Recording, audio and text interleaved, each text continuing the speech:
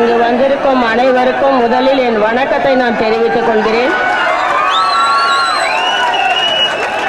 முன்னாள் முதலமைச்சர் புரட்சி தலைவர் எம்ஜிஆர் மற்றும் நம் ஒப்பற்ற தலைவி புரட்சி தலைவி அம்மா அவர்களை முதற்கண் வணங்குகிறேன்.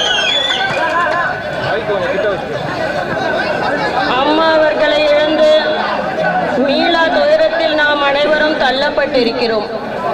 ஆகையால் சிறிது காலம் பொறுமை காத்திட அனைவரையும் வேண்டி கேட்கிறேன்.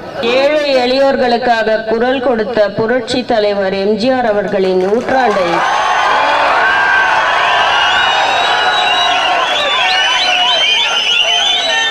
அனைவரும் சிறப்பாக கொண்டாட வேண்டும் என்பது என்னுடைய ஆசை. அன்று அவர் நல்ல ஆசைகளோடு அனைவரும் செயல்படுவோம்.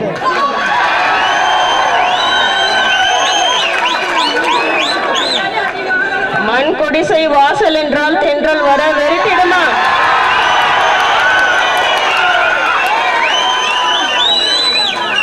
மாலை நிலா ஏழை என்றால் வெளிச்சம் தர மறுத்திடுமா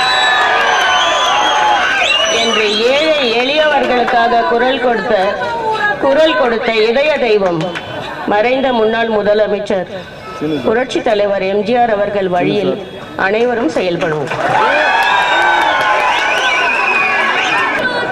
அம்மா அவர்களின் தியாகங்களுக்கு ஒப்பே கிடையாது. அவரது ஒப்பற்ற தியாகங்களும் அவருடைய பெயரும் புகழும் நாம் அனைவரும் நிலைநாட்ட வேண்டும்.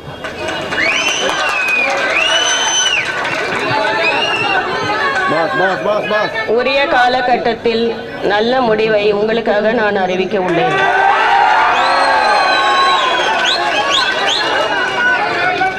நல்ல பாதையில் நாளைய சமுதாயத்தின் வளர்ச்சியையும் எதிர்காலத்தையும் மனதில் வைத்துக்கொண்டு அதை பின்பற்றி எனது முடிவுகள் இருக்கும். உங்களுக்காக